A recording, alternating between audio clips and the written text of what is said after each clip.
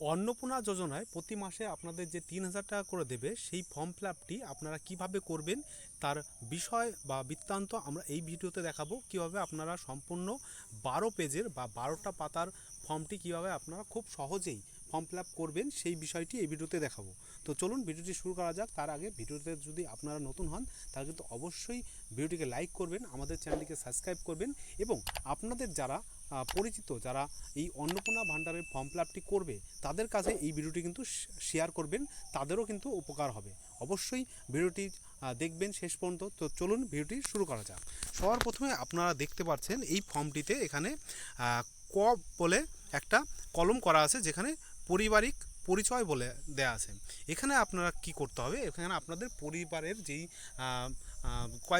কয়জন সদস্য আছে, কে কে আছে সেই বিষয়টি এখানে দিতে হবে। সর্বপ্রথম আপনারা কি করেন, পরিবারের প্রধানের নাম আপনারা এখানে দেবেন। পরিবারের প্রধানের নাম আপনারা দেবেন, এখানে পুরো নামটা লিখতে হবে। পরিবারের প্রধানের পুরো নামটা এখানে লিখতে হবে, ঠিক আছে। আধার অনুযায়ী, মানে আপনাদের এই পরিবারের প্রধানের যে আধার কার্ড আছে সেই আধার কার্ড অনুযায়ী যে নামটি আছে সেটা আপনাদের এখানে দিতে হবে, ঠিক আছে। তারপরে দেয়া আছে ২ নম্বরে জন্ম তারিখ। জন্ম তারিখে আপনাদের কিন্তু এখানে আপনাদের জন্ম তারিখ কিন্তু লিখতে হবে এই জায়গায়, ঠিক আছে। এখানে নিচ দিয়ে কিন্তু আপনারা জন্ম তারিখটি লিখবেন। সেই জন্ম তারিখ কী করতে হবে, প্রথমে দিন লিখতে হবে, তারপরে মাস লিখতে হবে, তারপরে বছর লিখতে হবে, ঠিক আছে। দিন, মাস, বছর এভাবে কিন্তু লিখতে হবে। তারপরে আপনাদের এখানে দেয়া আছে পরিবারের প্রধান। ৩ নম্বরে পরিবারের প্রধান আপনাদের তার লিঙ্গ মানে সে পুরুষ কিংবা মহিলা বা অন্যান্য পুরুষ বা মহিলা যেই যেটা হবে তার লিঙ্গ, সেটার উপরে কিন্তু আপনাদের এই টিক করতে হবে। এখানে বলে দিয়েছে আপনাদের এই অপশনগুলিকে যেটা হবে সেটার উপর টিক করতে হবে। এই যেই চারকোনা বাক্সটা দেখছেন বা খোপটা দেখছেন, এটার মাঝখানে কিন্তু টিক করতে হবে। এইবার আপনারা তারপরে চলে যাবেন ৪ নম্বর অপশনে। ৪ নম্বর অপশনে দেখতে পাচ্ছেন যে পরিবারের প্রধানের আধার কার্ড নাম্বার। এখানে আপনারা কিন্তু পরিবারের প্রধানের আধার কার্ড নাম্বারটি এখানে লিখে দেবেন। ফর্ম ফিল আপটি কিন্তু খুবই সহজ। 4 পাতা হলেও, ভিডিওটা একটু বড় হলেও কিন্তু আপনারা দেখুন খুবই সহজে ফর্ম ফিল আপটি কিন্তু করা যাবে। 4 পাতার ফর্ম ফিল আপ হলেও কিন্তু ফর্ম ফিল আপটি কিন্তু খুব কঠিন না, আপনারা দেখলেই বুঝতে পারবেন। তো এখানে তারপরে 5-এ দেয়া আছে ডিজিটাল রেশন কার্ড, পারিবারিক আইডি। এখানে আপনাদের যদি থাকে ডিজিটাল রেশন কার্ড যদি থাকে তাহলে আপনারা এখানে কিন্তু সেটা দিয়ে দেবেন। এখানে দেয়া আছে আপনাদের 6 নম্বরে দেয়া আছে যে পরিবারের সদস্য সংখ্যা কত, মানে আপনার পরিবারে কতজন সদস্য সংখ্যা, এটা শুধুমাত্র সংখ্যা লিখতে হবে। এখানে দেয়া আছে দেখেন, এখানে আপনাদের পরিবারের সদস্য সংখ্যা এখানে আপনারা দিয়ে দেবেন সংখ্যায়, মানে 2জন হলে 2জন, 4জন হলে 4জন, এভাবে দিয়ে দেবেন। এইবার কি আছে 7 নম্বর এখানে দেয়া আছে ঠিকানা আপনারা স্থানীয় ঠিকানা বলতে আপনাদের বর্তমানে আপনারা যেখানে বসবাস করছেন বা যেই জায়গায় আপনারা এখন আছেন সেই জায়গার ঠিকানা কিন্তু এখানে দিয়ে দেবেন, যা আপনাদের আধার কার্ড বা ভোটার কার্ড অনুযায়ী আছে, ঠিক আছে। তারপরে আপনারা দেখতে পারবেন যে 8 নম্বর জায়গায় দেখতে পারবেন 8 নম্বরে কি বলা আছে। 8 নম্বরে বলা আছে যোগাযোগের ফোন নাম্বার। আপনার সাথে যদি সরকার যোগাযোগ করতে চায় তো কিভাবে যোগাযোগ করবে সেই ফোন নাম্বারটি আপনারা কিন্তু এখানে দেবেন। এই ফোন নাম্বারটি এখানে কি বলা আছে, বিশেষত পরিবারের প্রধানের আধার নং সংযুক্ত মোবাইল নাম্বার, মানে যেই মোবাইল নাম্বারটি এখানে আপনারা দেবেন সেটা যদি আধার কার্ডের সাথে লিঙ্ক করা থাকে বা সংযুক্ত করা থাকে তাহলে কিন্তু খুবই ভালো হয়, ঠিক আছে।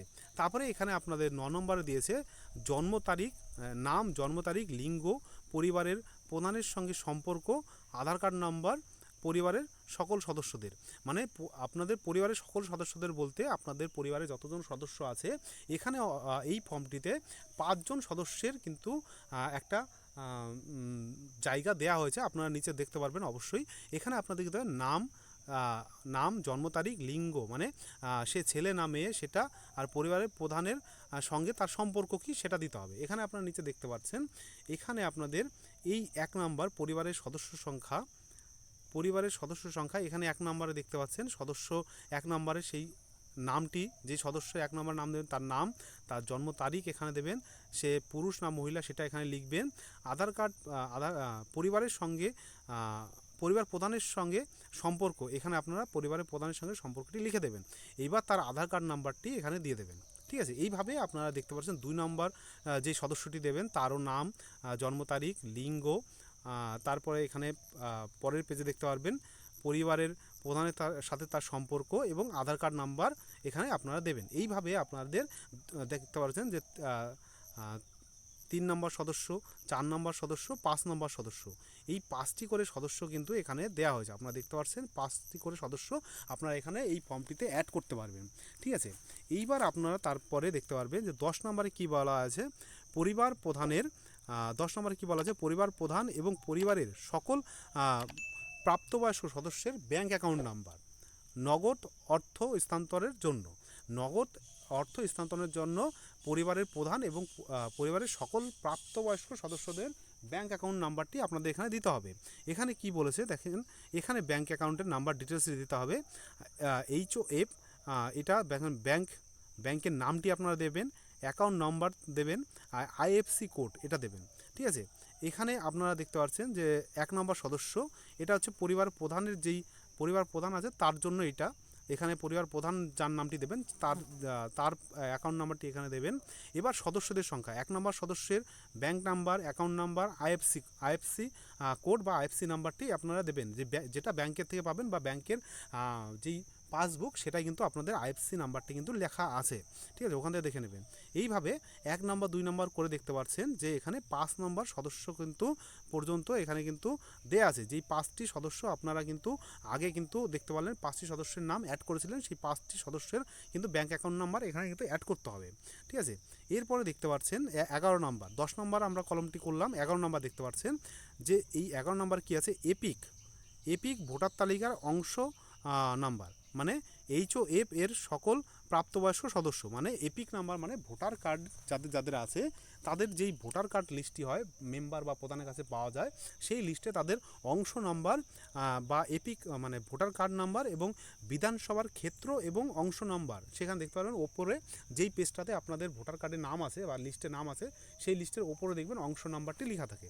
তো ওখান থেকে আপনারা এখানে কি করবেন, এই দেখতে পাচ্ছেন যে এখানে দেখতে পাচ্ছেন যে সদস্য পরিবারের প্রধান আছে তার নাম্বারটি এখানে দেবেন, এখানে আছে এপিক নাম্বারে তার পরিবার প্রধান যিনি আছেন তার নাম্বারটি এখানে দেবেন এবং বিধানসভা ক্ষেত্র ও অংশ নাম্বারটি আপনারা বলে দিলাম যে আপনাদের যেই পেজে আপনাদের ভোটার কার্ডে ভোটার তালিকায় যে পেজটাতে নাম আছে সেখানে কিন্তু অংশ নাম্বারটি দেওয়া আছে, সেইটা এখানে আপনারা বসিয়ে দেবেন। দিয়ে আপনারা দেখতে পাচ্ছেন সদস্য নাম্বার 1, যে 5টি সদস্য দিয়েছেন তার মধ্যে সদস্য নাম্বার 1 সেই তার এপিক নাম্বার মানে ভোটার কার্ড নাম্বারটি এখানে দেবেন, বিধানসভা ক্ষেত্র এবং অংশ নাম্বার এখানে দিয়ে দেবেন।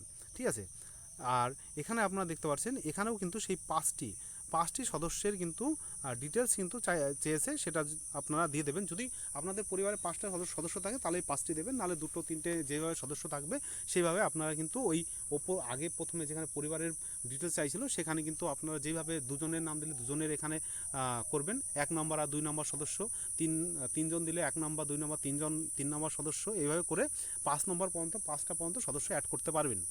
এইবার আপনারা দেখতে পাচ্ছেন 12 নম্বরে কী দেওয়া আছে, বিভাগ। আপনাদের বিভাগে কি বলা আছে যে আপনারা কোন ক্যাটাগরি বলতে আপনারা কোন বিভাগের মধ্যে পড়েন, মানে অসংরক্ষিত মানে ইউআর মানে জেনারেল যারা আছেন তারা ইউআর, অসংরক্ষিত আর্থিকভাবে দুর্বল শ্রেণী যেখানে UREWS এটাকে বলে, UREWS এটা আপনারা হলে আপনারা এখানে টিক করবেন, এসসি হলে এসসিতে টিক মারবেন, এসটি হলে এসটিতে টিক মারবেন, ওবিসি হলে ওবিসিতে টিক মারবেন এবং বিশেষভাবে ঝুঁকিপূর্ণ জনগোষ্ঠী হলে PVTG হলে আপনারা এটার উপরে টিক করবেন। দিয়ে এই কলমটা কিন্তু আপনাদের কিন্তু পূরণ হয়ে যাবে। দিয়ে আপনাদের ক নাম্বার কিন্তু শেষ হয়ে গেল, ক বিভাগ। এবার আপনাদের দেখতে পাচ্ছেন যে খ বিভাগ শুরু হবে।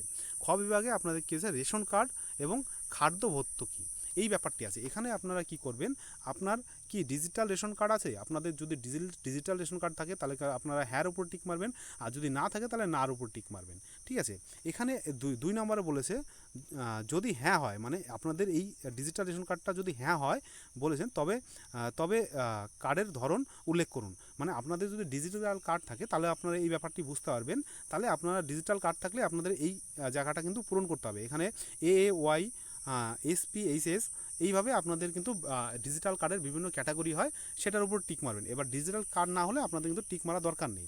এইবার 3 নম্বরে দেখতে পাচ্ছেন যে 3 নম্বরে কি বলেছে, 3 নম্বর হচ্ছে পরিবারটি রেশন দোকান থেকে মাসিক রেশন তুলছে কিনা। এটা জানার জন্য আপনি যদি মাসিক রেশন প্রতি মাসে রেশন তুলে থাকেন তাহলে সেটার উপরে হ্যাঁ করবেন, আর যদি না তুলে থাকেন তাহলে নার উপর টিক মারবেন। ঠিক আছে, মাসিক রেশন মানে মাসে মানে আপনারা যতটা রেশন পান সেই রেশনটা মাসে তুললে পরে আপনারা হ্যাঁ করবেন, আর যদি না তুলেন তাহলে পরে না করবেন।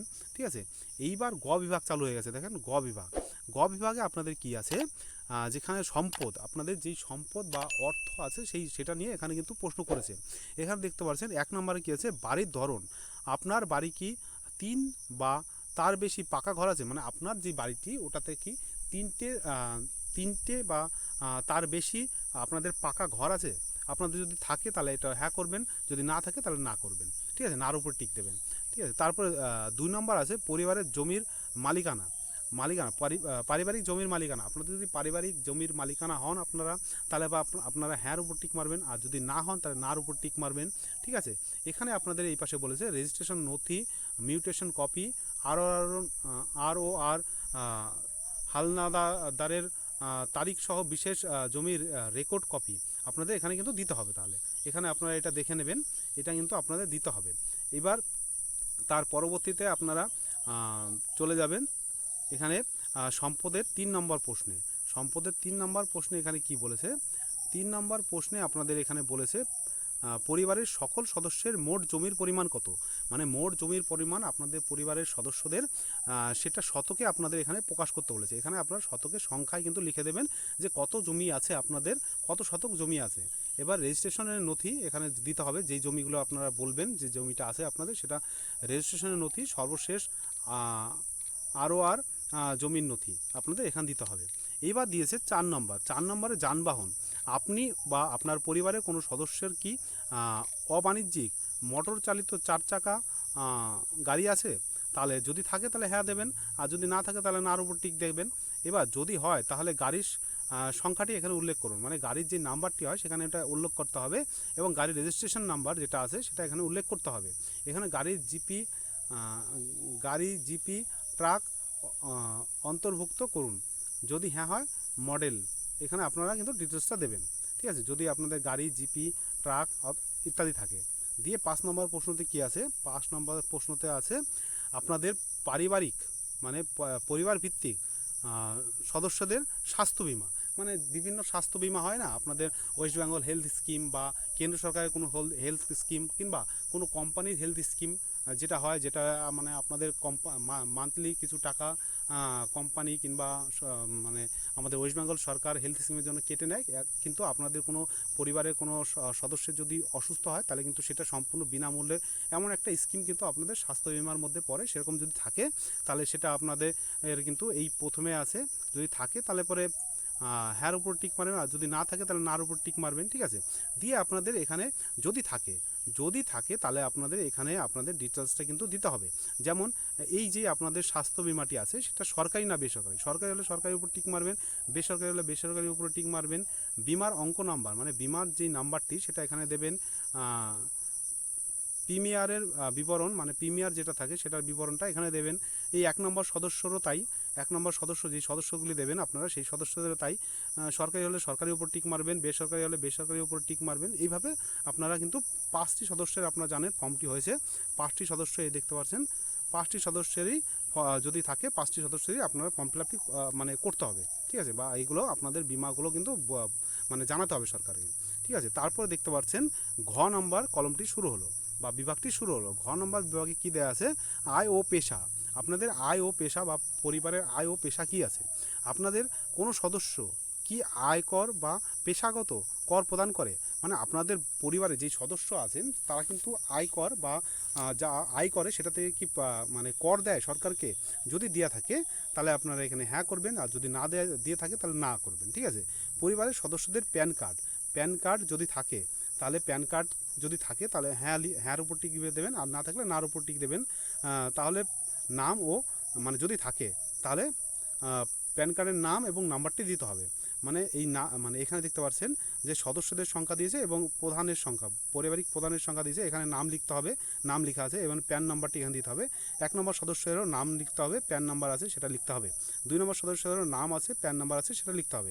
এইভাবে 5টি সদস্যেরই কলম এখানে দেয়া আছে, আপনারা দেখতে পারবেন যে এখানে দেখতে পাচ্ছেন যে 5টি সদস্যেরই কিন্তু কলম টোটাল এখানে দেয়া আছে, এই দেখতে পাচ্ছেন। ঠিক আছে, তো এইটা পূরণ করার পরে আপনাদের আসবে কর্মসংস্থান। কর্মসংস্থানের ধরন মানে আপনাদের পরিবারের প্রধান বা আপনাদের পরিবারের সদস্যরা কি কাজ করে বা কর্মসংস্থানের সাথে যুক্ত আছে সেটা বলতে হবে।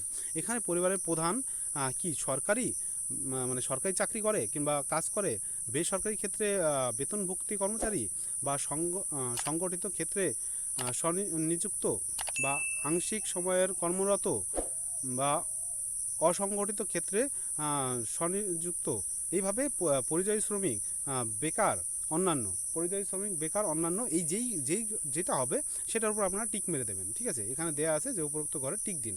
ঠিক আছে, পরিণতি মানে এটা টিক দিতে হবে। দেওয়ার পরে আপনাদের দেখতে পাচ্ছেন এইভাবে কিন্তু এক থেকে শুরু করে এক নাম্বার সদস্যেরও কিন্তু সব দেয়া আছে যে তারা সরকারি চাকরি করে কিংবা বেসরকারি চাকরি করে বা পরিযায়ী শ্রমিক বা বেকার, অন্যান্য, এইভাবে কিন্তু দেখতে পাচ্ছেন যে খুবই সোজা। এখানে কিন্তু দেখতে পাচ্ছেন যে 4জন 5জন, এই দেখেন 5জন সদস্যেরই কিন্তু এই ডিটেলসটা চাওয়া হয়েছে। 5 নম্বর সদস্যেরও কিন্তু সব ডিটেলস কিন্তু এখানে চাওয়া হয়েছে। তো এই কলমটা পূরণ হয়ে গেল। পূরণ হয়ে যাওয়ার পরে আসবে আপনাদের এই এই কলমের 4 নম্বর প্রশ্ন। 4 নম্বর প্রশ্নে আছে পরিবারের শিক্ষিত প্রাপ্তবয়স্ক সদস্যদের সংখ্যা, পরিবারের অশিক্ষিত প্রাপ্তবয়স্ক সদস্যের সংখ্যা, মানে শিক্ষিত এবং অশিক্ষিত যারা আছেন পরিবারে তাদের বিবরণটা এখানে চেয়েছে। ঠিক আছে, তো এখানে শিক্ষিত যে কজন হবে সেখানে এই ওপরটায় লিখবেন, আর অশিক্ষিত যে কজন হবে সেটা এই নিচেরটায় লিখবেন। ঠিক আছে, তো এখানে এবার দেয়া আছে পরিবারের প্রধানের বিবরণ, মানে এখানে ডিটেলস দিতে হয়। পরিবারের প্রধান যদি শিক্ষিত হয় তাহলে তার উপর টিক মারবেন শিক্ষিত, অশিক্ষিত হলে অশিক্ষিতর উপর টিক মারবেন, এবং সর্বোচ্চ শিক্ষাগত যোগ্যতা যেটা আছে মানে সর্বশেষ মানে সে কতটা মানে কত ক্লাস পর্যন্ত পড়াশোনা করেছে সেটা আপনাদের এখানে লিখতে হবে। বা 10 ক্লাস পাস হলে 10 ক্লাস পাস, 12 পাস হলে বা 12 ক্লাস পাস হলে সেটা এখানে লিখবেন। ঠিক আছে, গ্র্যাজুয়েশন বা স্নাতকোত্তর হলে এটা এখানে লিখবেন। ঠিক আছে, এইভাবেই কিন্তু দেখতে পাচ্ছেন 1 2 3 4 নম্বর সদস্য, 5 নম্বর সদস্য, সব সদস্যরই কিন্তু এখানে শিক্ষাগত যোগ্যতা এবং কত দূর তারা পড়াশোনা করেছে সেটা কিন্তু জানতে চাওয়া হয়েছে। এটা আপনারা পূরণ করবেন।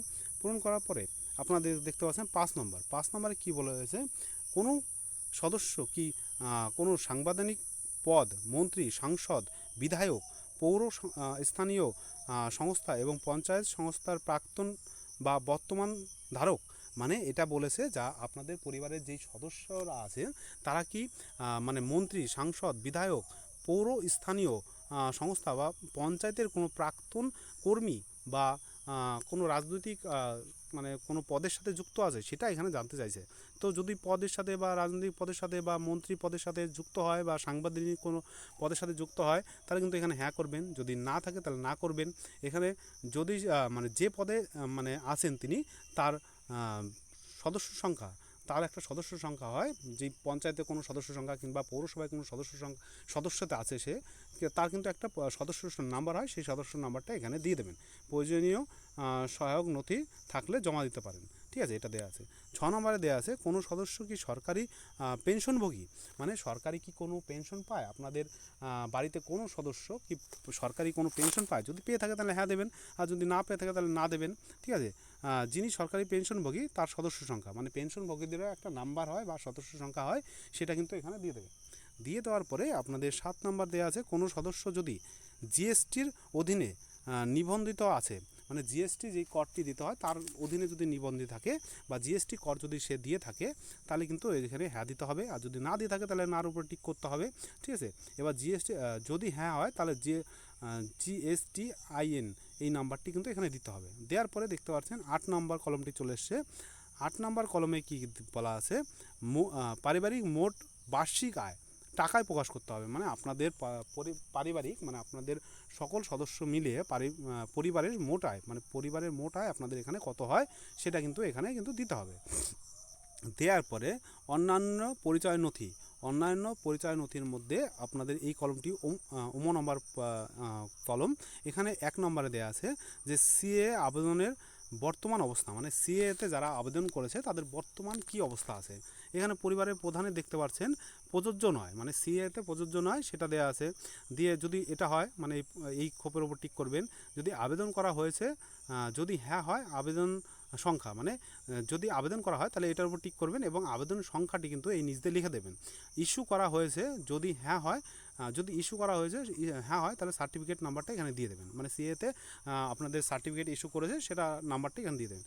এইভাবে আপনারা দেখছেন 1 নম্বর সদস্য, 2 নম্বর সদস্য, এই করে সকল সদস্যেরই কিন্তু এখানে কিন্তু দেখতে পাচ্ছেন এই 5 নম্বর সদস্য পর্যন্ত সবারই কিন্তু মানে বর্তমান মানে সিএর যেই মানে অবস্থায় তিনি আছেন সেটা কিন্তু এখানে চেয়েছে। প্রযোজ্য হলে প্রযোজ্য নয় হলে এটার উপর টিক, আবেদন করা হয়েছে এবং আবেদন নাম্বার থাকলে এটার উপর টিক দেবেন, এর নাম্বারটি লিখবেন। ইস্যু করা হয়েছে যদি হয় তাহলে সার্টিফিকেট নাম্বারটা, এবং ইস্যু করা হলে এটার উপর টিক দেবেন। দেওয়ার পরে আপনাদের চলে যাবে 2 নম্বর কলমে দেওয়া আছে অন্যান্য কিষাণ ক্রেডিট কার্ড, কিষাণ ক্রেডিট কার্ড, ARD, শিল্প ক্রেডিট কার্ড, মৎস্যজীবী ক্রেডিট কার্ড, শিক্ষার্থী ক্রেডিট কার্ড, ঠিক আছে, এখানে দেয়া আছে। এইগুলোর মধ্যে যদি কোনোটা থাকে আপনাদের, তাহলে কি করবেন, এখানে পরিবারের সদস্য যে মানে পরিবার প্রধানের যদি থাকে এখানে যে কোনো একটা কার্ড, মানে কিষাণ ক্রেডিট কার্ড, ARD, শিল্প ক্রেডিট কার্ড, আপনাদের মৎস্য ক্রেডিট কার্ড, শিক্ষার্থী ক্রেডিট কার্ড, যে কোনো একটা থাকলে আপনারা এখানে সেই নাম্বারটি দেবেন। এখানে দেখতে পাচ্ছেন নং লেখা আছে, এই নংয়ে সেই নাম্বারটি দেবেন। এখানে আইডির যেই সংখ্যাটি সেটা এখানে দেবেন। যে তারিখে ইস্যু করা হয়েছে, মানে যে তারিখে ইস্যু করা হয়েছে সেই তারিখটি কিন্তু আপনারা এখানে দিয়ে দেবেন, ঠিক আছে। এভাবে দেখতে পাচ্ছেন সদস্য 1 মানে আপনাদের এই যে মানে ক্রেডিট কার্ড করা আছে সেটার নামটি এখানে দেবেন, আইডি নাম্বারটি এখানে দেবেন, এবং যে তারিখে ইস্যু করা আছে সেটা এখানে দেবেন। এইভাবে কিন্তু আপনারা দেখতে পাচ্ছেন যে 1 নাম্বার, 2 নম্বর সদস্য, 3 নম্বর সদস্য, 4 নম্বর সদস্য, 5 নম্বর সদস্য পর্যন্ত কিন্তু আপনারা এখানে দেখতে পাচ্ছেন, ঠিক আছে। সবারই কিন্তু ডিটেলস এখানে দিতে হবে। দেওয়ার পরে 3 নম্বরে আপনারা 3 নম্বর দেখতে পাচ্ছেন যদি SIR-এ 2026-এর নাম বাদ পড়ে থাকে তবে মামলাটি ট্রাইব্যুনালে বিচারাধীন কিনা সেটা যদি হয় তাহলে প্রযোজ্য নয়, এখানে যদি হয় তাহলে এটাই টিক দেবেন, না হলে এটাই টিক দেবেন। হ্যাঁ যদি হয় তাহলে মামলার বিবরণ হয়, মানে হ্যাঁ যদি টিক দেন তাহলে মামলার বিবরণটি আপনাদের দিতে হবে। তো আপনাদের SIR-এর কি মানে বিবরণ আছে সেটা আপনারা এখানে দেখে আপনাদের প্রযোজ্য নয় হলে প্রযোজ্য নয়ের উপর দিবেন। যদি মানে SIR-এ আবেদন না করে থাকেন, ট্রাইব্যুনালে না থাকে আপনাদের তাহলে না দেবেন, এবং হ্যাঁ যদি হয় তাহলে আপনারা মামলাটার বিবরণটা কিন্তু এই পাশে দিয়ে দেবেন, ঠিক আছে। দেওয়ার পরে আপনাদের চলে যাবে তারপরের, এইভাবে কিন্তু আপনারা দেখতে পাচ্ছেন। এইভাবে একটা জিনিস এখানে মিস গেল, এখানে পরিবারের প্রধানটা দেখতে পাচ্ছেন এখানে দেওয়া আছে। এইবার এখান থেকে শুরু হবে সদস্যদের সংখ্যা, এই দেখতে পাচ্ছেন সদস্য নম্বর 1, সদস্য নম্বর 2, সদস্য নম্বর 3, সদস্য নম্বর 4, সদস্য নম্বর 5, এই সদস্য নম্বর 5 টোটাল 5 জনের কিন্তু এই SIR-এর বিবরণটা কিন্তু দিতে হবে। তারপরে শুরু হবে চ বিভাগে আপনাদের দেওয়া আছে কিন্তু কি দেওয়া আছে, সামাজিক মর্যাদা নির্ভরশীল ব্যক্তিগণ। এখানে কি হয়েছে, 1 নম্বরে দেওয়া আছে বিদ্যালয়ে অধীনতর পরিবারের সকল শিশুর বিবরণ, মানে আপনাদের পরিবারে যে শিশুগুলি আছে বা শিশুরা আছেন তাদের বিদ্যালয়ের ধরন বা বিদ্যালয়ে কোন স্কুলে পড়ে, কি নাম, বিষয় বৃত্তান্ত এখানে জানতে হবে। এখানে দেখতে পাচ্ছেন সদস্য সংখ্যা, এখানে সদস্য সংখ্যার মধ্যে শিশু সদস্যের নাম্বার 1, মানে প্রথম যার নামটা দেবেন তার নাম, এখানে শিশুর নামটি এখানে দিতে হবে, শ্রেণী মানে কোন শ্রেণীতে পড়ে তা দিতে হবে, বিদ্যালয়ের নাম সেটা এখানে দিতে হবে, ধরন মানে ধরনে বলতে চাইছে এখানে সরকারি হলে সরকারির উপর টিক দেবেন, সরকারি সাহায্যপ্রাপ্ত এবং স্পন্সর বিদ্যালয় মানে সরকারি স্কুলে যদি পড়াশোনা করে তাহলে এটার উপর টিক দেবেন, বেসরকারি হলে বেসরকারি স্কুলের স্বীকৃত মাদ্রাসা এটা হলো এটার উপর টিক দেবেন, অন্যান্য মাদ্রাসা এটা টিক দেবেন, অন্যান্য হলে এখানে আপনারা নামটি কিন্তু লিখে দেবেন যে অন্যান্য কোনো মাধ্যমে সে পড়াশোনা করলে এখানে বলে দেবেন। এইভাবে আপনারা দেখতে পাচ্ছেন সদস্য সংখ্যা একেরটা আমি দেখালাম এখানে, এইভাবে 5টা সদস্য কিন্তু এখানে দেওয়া আছে, আপনারা দেখতে পারবেন। শিশু সদস্য 5 জনের নাম কিন্তু এখানে দিতে পারেন। 2 নম্বর শিশু সদস্য এখানে দেখতে পাচ্ছেন লেখা আছে 3 শিশু সদস্য সংখ্যা 3। এইভাবে আপনারা দেখতে পারবেন যে আপনাদের 5টি সদস্য সংখ্যা 4 পর্যন্ত কিন্তু শিশু সদস্য দেওয়া আছে। আপনারা এখানে দেখতে পাচ্ছেন যে শিশু সদস্য 4 পর্যন্ত শেষ কলমটা, ঠিক আছে। এখানে 4 জন শিশু সদস্য তার মানে আপনারা অ্যাড করতে পারবেন এখানে। তারপরে 2 নম্বর দেওয়া আছে, দেখতে পাচ্ছেন যে 2 নম্বর দেওয়া শিশুদের টিকাকরণের বর্তমান অবস্থা, মানে শিশুদের যে টিকাকরণ করা হয়েছে সেটার বর্তমান অবস্থা আপনাদের কি আছে সেটা শিশু নম্বর 1 এখানে দেখতে পাচ্ছেন যে যদি হ্যাঁ টিকা যদি দেওয়া হয় তাহলে হ্যাঁ দেবেন, টিকাকরণ শুরু হয়েছে বা সম্পূর্ণ হয়েছে এটা হ্যাঁর উপর টিক দিলে। আর যদি আপনারা এই টিকাকরণ করা হয়নি এটার উপর টিক দেন তার মানে টিকাকরণ করা হয়নি এটা বোঝাবে। তো আপনারা ওপরটা যদি হয় তাহলে ওপরটা টিক দেবেন, নিচেরটা হলে নিচেরটা টিক দেবেন। এইভাবে আপনারা দেখতে পাচ্ছেন 4 জন শিশু সদস্যেরই বিবরণ যেখানে কিন্তু চাইছে এটা আপনারা দিয়ে দেবেন, ঠিক আছে। পরবর্তীতে আছে 6 নম্বর ছ বিভাগের কিন্তু কলম।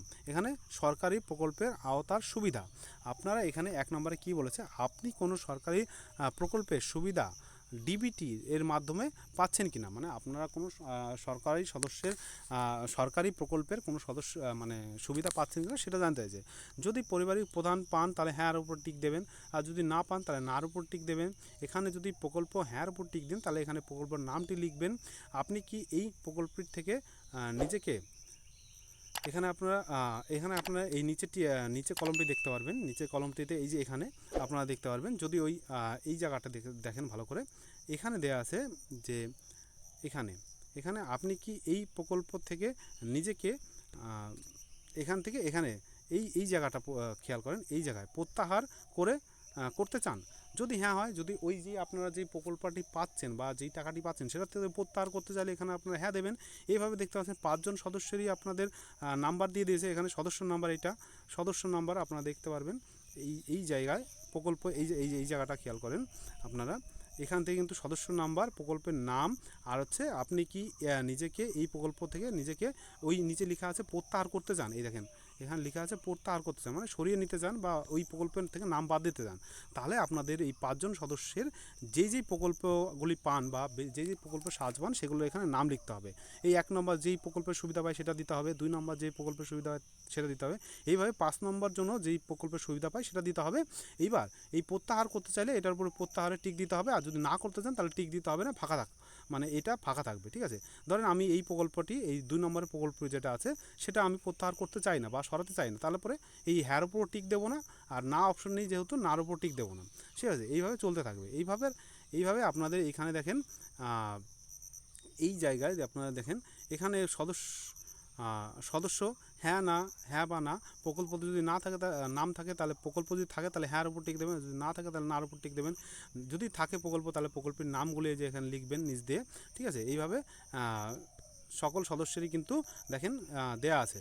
ঠিক আছে, এখানে 1 নম্বর সদস্য, এখানে 2 নম্বর সদস্য, এইভাবে কিন্তু আপনারা দেখেন এখানে 5 নম্বর সদস্য পর্যন্ত দেয়া আছে। এর জন্যই ফর্মটা কিন্তু বড় হয়েছে।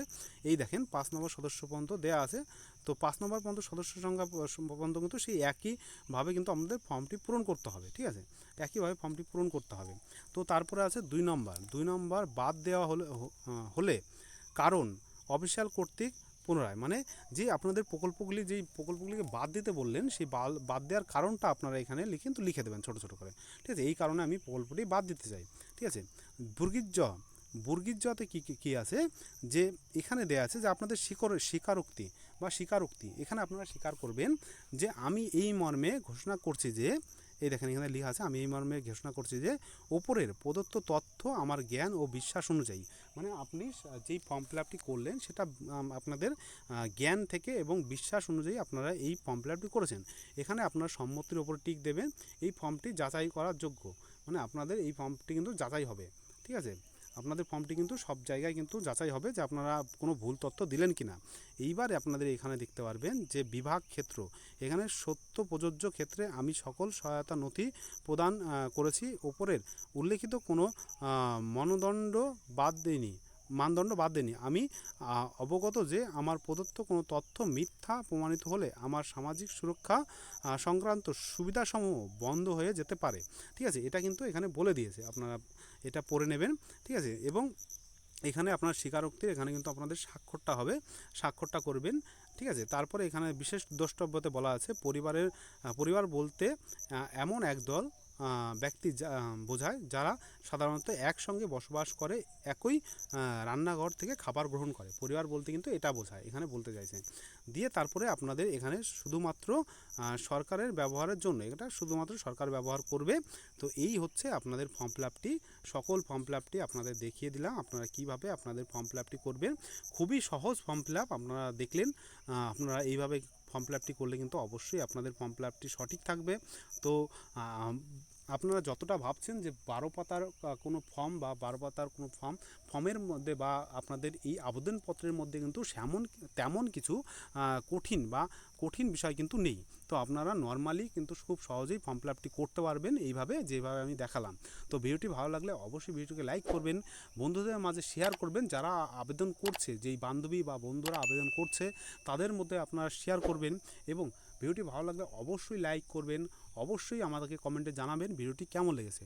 অবশ্যই সাবস্ক্রাইব করবেন পরবর্তী অন্নপূর্ণা ভান্ডার সম্পর্কিত যে কোনো আপডেট পাওয়ার জন্য। তো ভিডিওটি শেষ পর্যন্ত দেখার জন্য ধন্যবাদ।